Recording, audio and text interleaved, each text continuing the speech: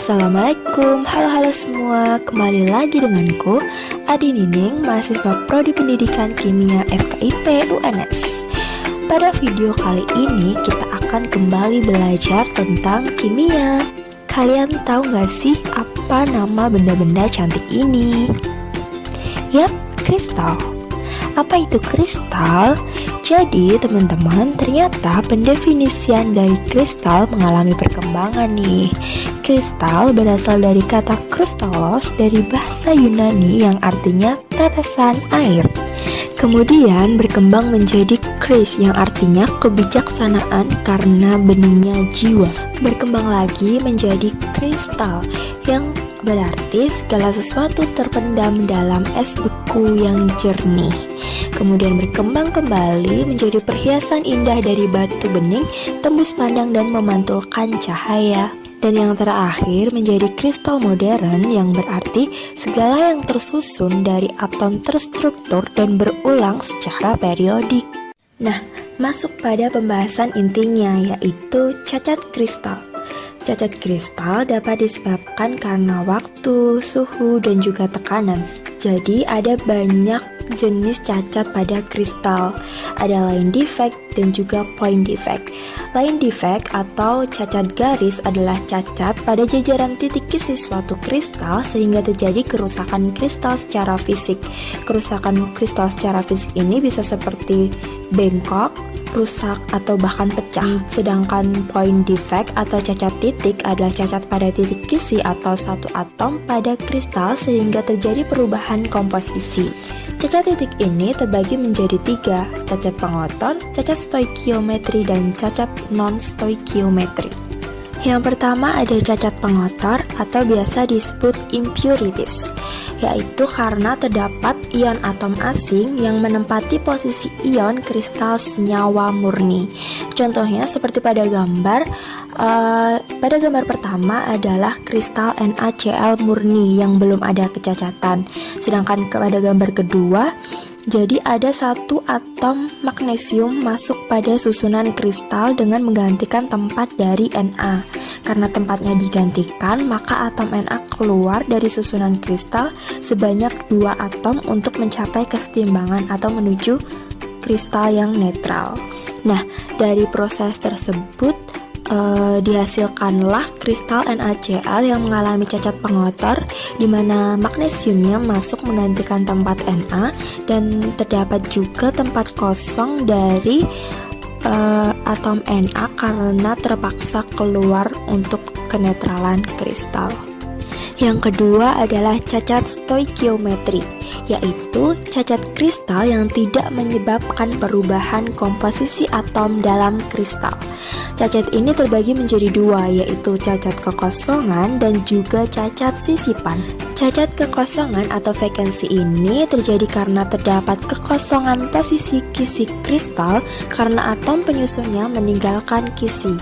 Cacat ini umumnya terjadi pada padatan ionik. Contohnya seperti pada gambar 1 adalah kristal NaCl sebelum ada kecacatan. Kemudian pada gambar 2 ada atom Na yang meninggalkan susunan kristal NaCl, meninggalkan kisi tanpa digantikan, sehingga terdapat kekosongan pada kristal. Sedangkan cacat sisipan atau interstisial terjadi ketika atom asing yang masuk dalam kisi kristal tidak menggantikan posisi sehingga kerapatan atomnya meningkat. Seperti contoh yang sama yaitu kristal NaCl, pada gambar 2 terdapat satu atom Sr yang masuk ke dalam susunan kristal dan menghimpit ikatan Na dan Cl tanpa menggantikan. Jadi, kristal NaCl mengalami kecacatan sisipan di mana ada satu atom Sr yang menyisip tanpa ada atom asli yang keluar sehingga kerapatannya menjadi meningkat. Cacat sisipan ini juga dibagi kembali menjadi 2 cacat, yaitu yang pertama adalah cacat Frankel, yang kedua adalah cacat Schottky. Cacat Frankel terjadi ketika terdapat kation kecil dari kristal yang berpindah ke daerah sisipan di suatu kisi kristal normal. Seperti pada gambar adalah contoh kristal AgBr pada gambar pertama sebelum terjadi kecacatan.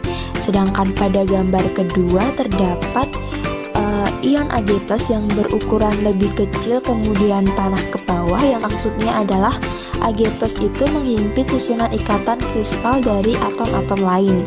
Jadi perpindahan atom Ag+ ini menyebabkan ada tempat kation yang kosong. Perpindahan ion ini tidak menyebabkan perubahan muatan kristal maupun perubahan kerapatan. Yang selanjutnya adalah cacat Schottky, yaitu terdapat ruang kosong pada kation yang kemudian diikuti kosongnya anion untuk menyeimbangkan muatan kristal.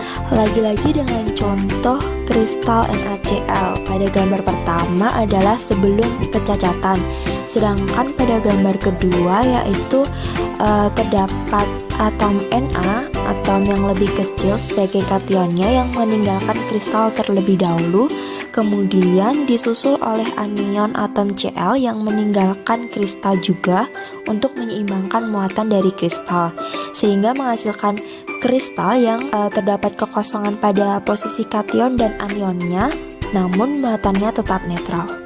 Nah, selanjutnya ini adalah cacat non-stoichiometry, di mana cacat kristal terjadi perubahan komposisi atom pada struktur kristalnya, yang juga terbagi menjadi dua, yaitu cacat kelebihan logam dan juga cacat kekurangan logam.